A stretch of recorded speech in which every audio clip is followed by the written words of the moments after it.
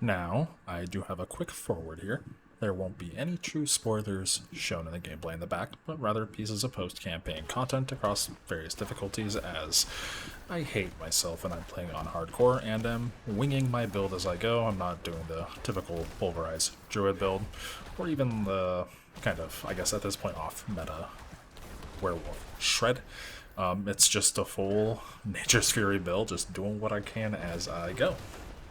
But with that aside, it's been 11 years and just under a month since the rocky launch of Diablo 3.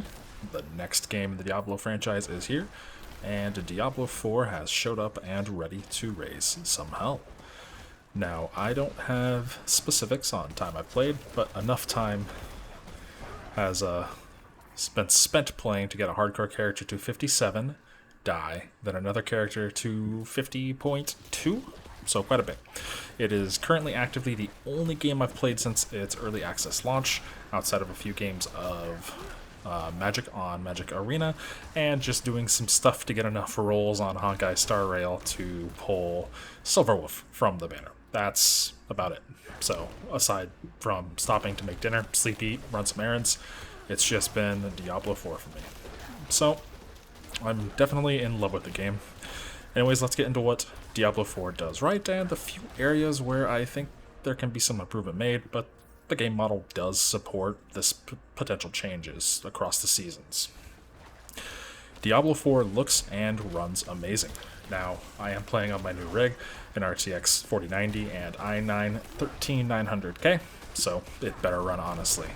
But that has not been the case with games released this year at all. Hell, a few weeks ago, I tried to run Jedi Survivor once again on this machine, and it still had issues on the system. So Blizzard can take that W. You released a non-broken game at launch on PC, and in typical Blizzard fashion, your game wasn't broken even on the server side either. So you guys get an extra W for a really, really rock-solid launch.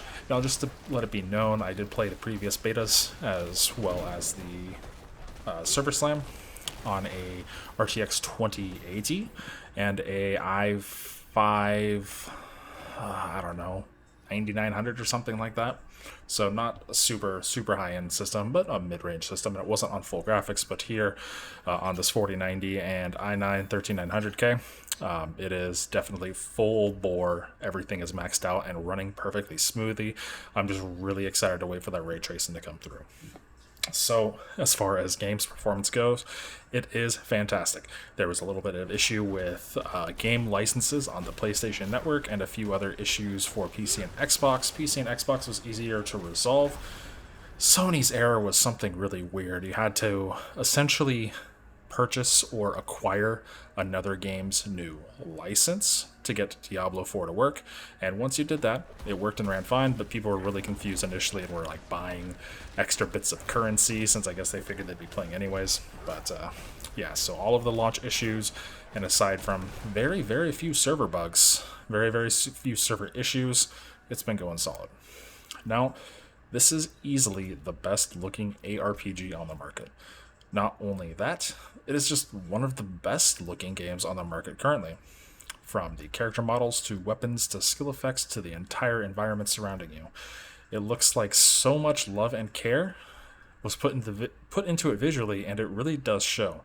There's numerous very small details as well, from the satisfying way the environmental pieces are destructed as your weapons or skills fly through them, as the debris scatters everywhere, to the blowing tall patches of grass in the plains areas, to the fruit pits and paths small wildlife leave as they're traveling through deep snow.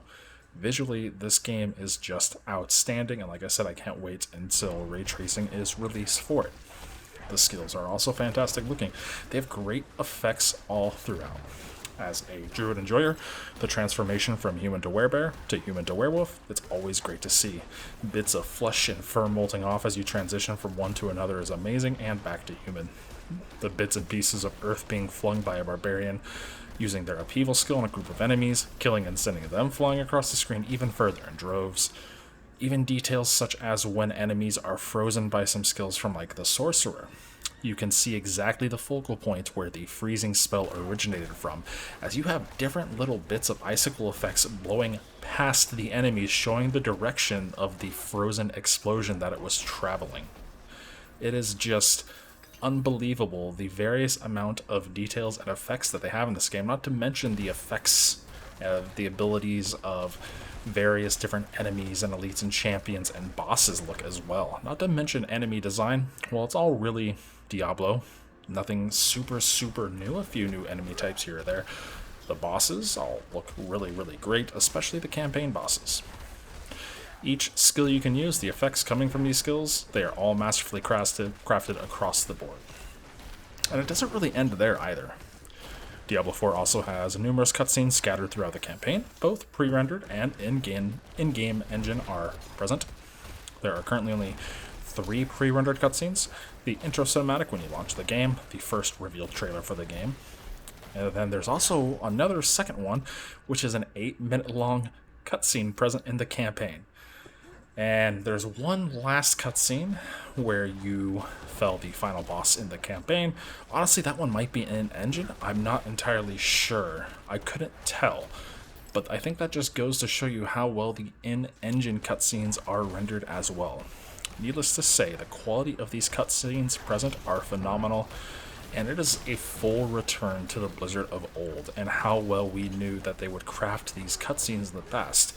Despite how poorly the WoW expansions might have been, the cutscene cinematics that they always released for them were always fantastic to look at. Same goes for StarCraft or any other titles in the past. They just have really upped their games here as well. Now, we've talked over how it looks optically for everyone and how it, fills that little optical sense area. Orally, the game is also a masterpiece.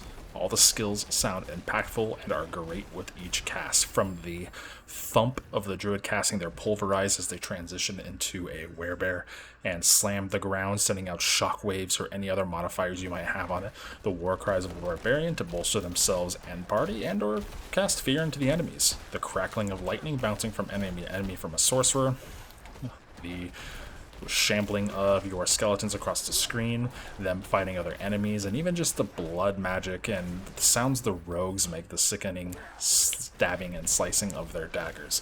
Everything just sounds on point and fantastic. Each environment shines in sound design as well. Locations have their own environmental sounds that make sense. Wind howling and moving through snowy mountain passes, the lurches of the swamp as you trudge through it, seaside sounds as you fight the drowned on the beaches in multiple locations on the outsides of Sanctuary. Even the dungeons have sound design created to match their aesthetic.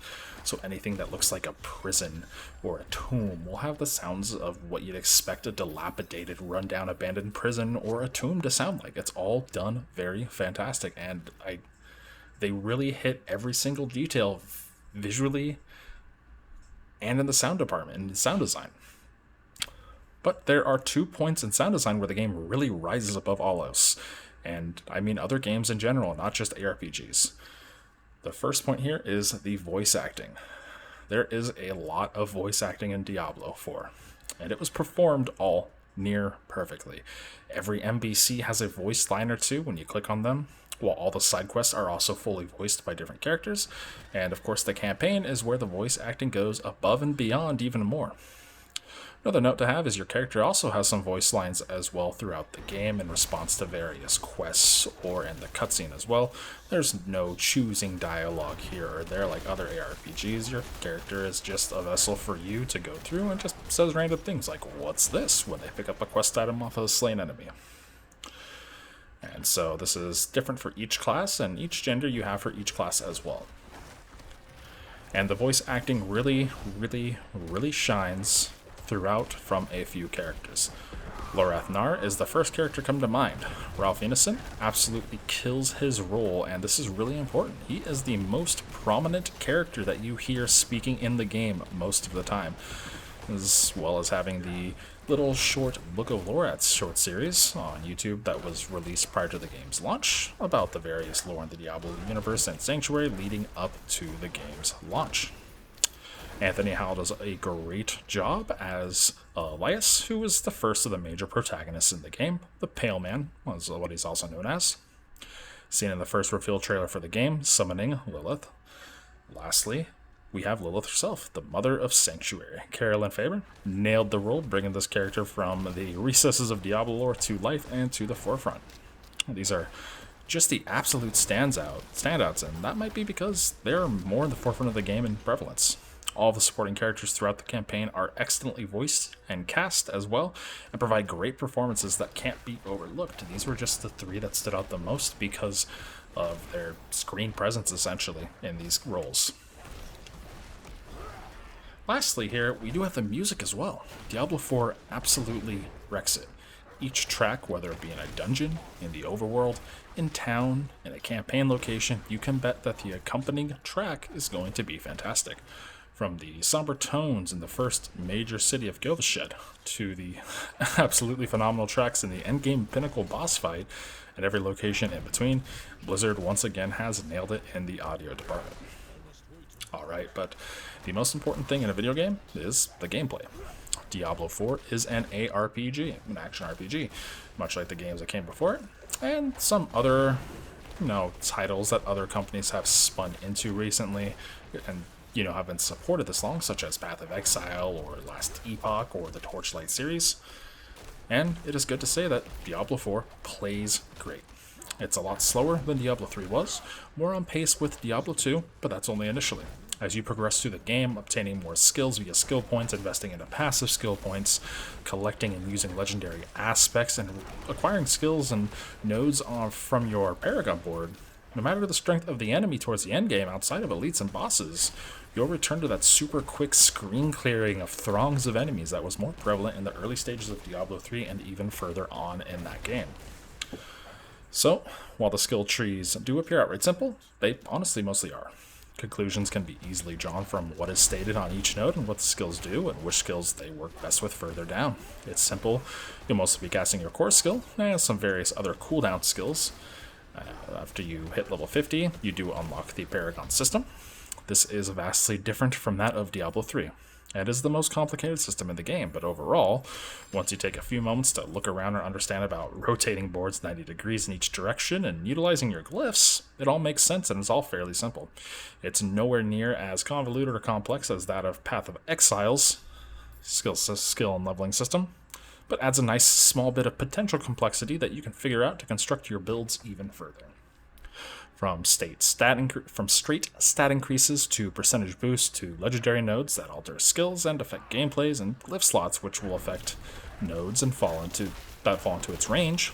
Utilizing this tree is the moment where you'll start seeing that you are able to start clearing screens of stronger enemies and begin feeling like that strong and all-powerful character from Diablo's past towards those endgames. Taking this even further and replacing the runes of Diablo 3 skill trees for the skill-altering effects, some of which includes such as the druid having their earth magic skills turn into werebear skills to stay in werebear form longer. These drastically change how you play the class, and some other more minor ones as well.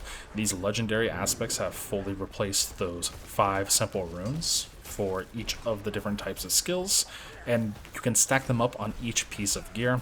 Each aspect can slot into a specific type of gear, and that is listed, so some can only be put defensively on your armor, well, some can be only used offensively and go on to, say, your gloves, your jewelry, or your weapons, with, everything getting a bonus on a two-handed weapon or the amulet, just getting slightly stronger, so those are typically the best places you want for that stuff.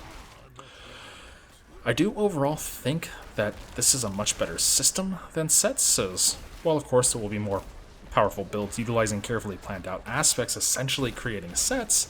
This allows for you to potentially experiment and find something new in this ever-changing game as the seasons unfold and new content is released. The world is also an open world now. A few areas will have recommended levels to reach before getting there, but for the most part, you can just go wandering and exploring. In fact, pretty much the campaign has 3 main parts that you can go to and start from, where they all do eventually come together into one narrow quest line. But aside from this campaign, there is an absolute ton of extra content to do in the world. Each region and zone has numerous side quests. While they came off as repetitive, such as kill these creatures and go collect X, or go into X dungeon and complete it, the actual writing behind the side quests really is great. And if you pay attention to voice acting, it's all unique, and none of the writing between each and every one is similar. They are different enough. They are different NPCs. They are different people struggling in the world of Sanctuary to make it. And these quests all do stand out. Some of the more unique ones I came across was a man helping track down his brother who got caught up in some banditry, to helping a man beset by a terrible disease come to peace with his actions in life and seek redemption from those he had wronged. Then there's also the dungeons scattered throughout the world of Sanctuary, and there is a lot of dungeons. These are all where you can find certain legendary aspects to always have available for your crafting. Now, the complete procedural generation is gone from these, and they are partly procedurally generated now from various tile sets, less so than that of previous games, so while each one of them won't be exactly the same, they will start to feel particularly samey and familiar as you go through them. However, as you progress through the endgame content, particularly in Tier 3 and Tier 4, the world tiers, Torment and Nightmare, you will unlock Nightmare Dungeons. These add different affixes to make yourself, the player, feel more powerful, while also increasing the danger, making through the enemies more difficult, and increased rewards, of course. These greatly modify how you could potentially play through an area, such as increased lightning damage coming from you, however, increased shadow damage from enemies, and increased fire damage resistance for enemies. Aside from this, there's also altars of Lilith scattered throughout each zone. These are usually tucked away and hidden to get you to explore a little bit more.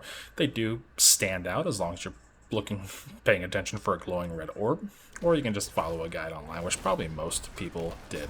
These are important because grabbing them unlocks a bonus for all of your characters on that specific realm, such as +2 to strength, dexterity, willpower, intelligence, or increases your murmuring orb capacity in your inventory, while also providing renown experience for both that individual character and all of the characters on the realm.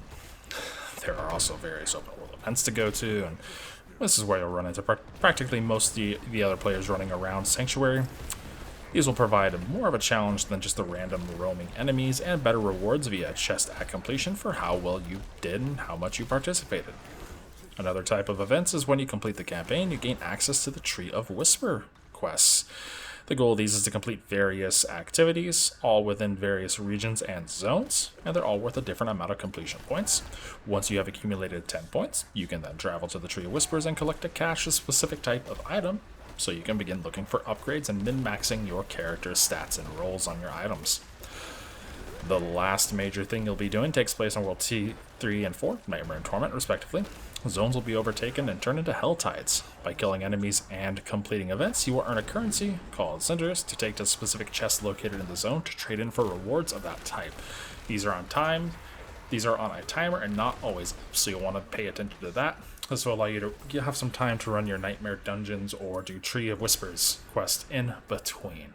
If you die, you lose 50% of your cinders. However, if you die on a hardcore character, you lose the entire character, of course. That's how hardcore works. There's also a few world bosses you can do. There are only 3.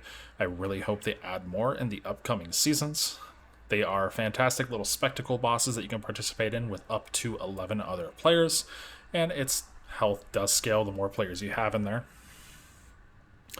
So once you do complete the campaign once on a character on any realm, I completed mine on hardcore, and this also applied for my Eternal Realm characters. Once you beat that, you can skip the campaign, and all of these activities become more important to leveling up that campaign. So the Tree of Whispers and stuff is more of a replacement for adventure mode that was in Diablo 3, and I think it is a very suitable and much better replacement. Finally, to round off the available content, you do have your capstone dungeons and pinnacle bosses. Moving on from World Tier 2 to 3 requires the completion of a special level 50 dungeon, called a capstone dungeon. It's a potentially difficult dungeon to test your skill to this point in the game. Following this at level 70 is another one to unlock World Tier 4. Then finally at level 100, you can fight the pinnacle boss of the game, and you can take a look at it online if you so choose. It looks to be terribly difficult, something quite unseen in a RPG.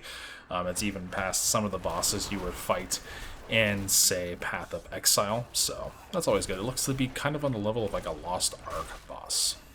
Now, this is a lot of content for the launch of a game, particularly a Diablo content.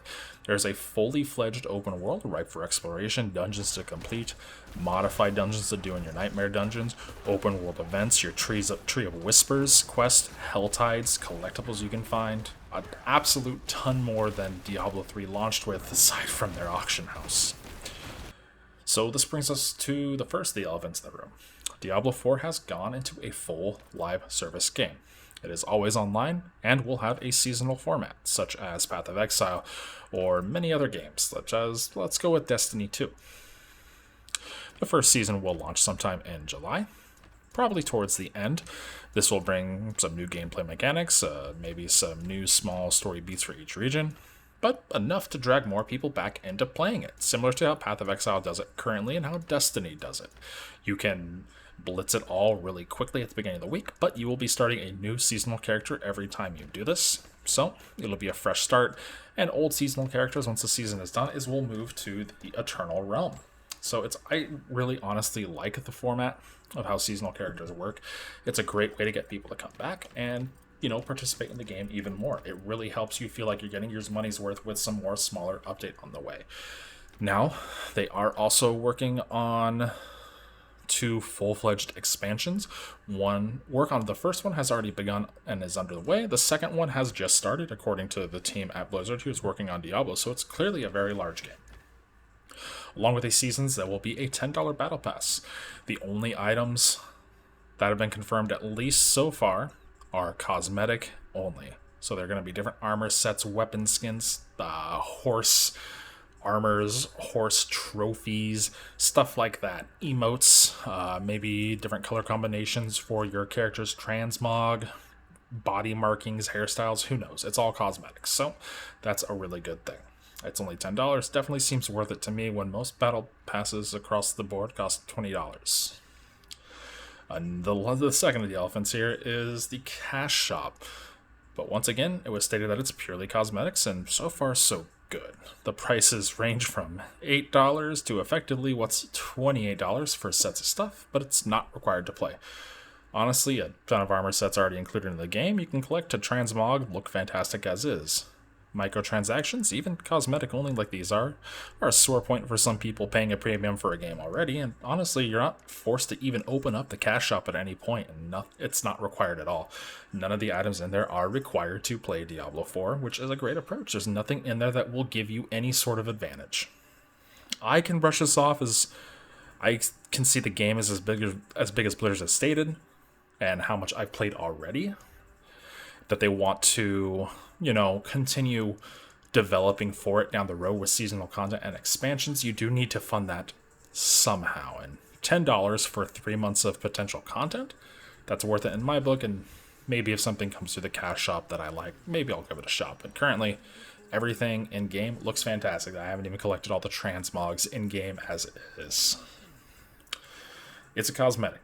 None of it affects anything besides the visual appearance of someone's character that they can see.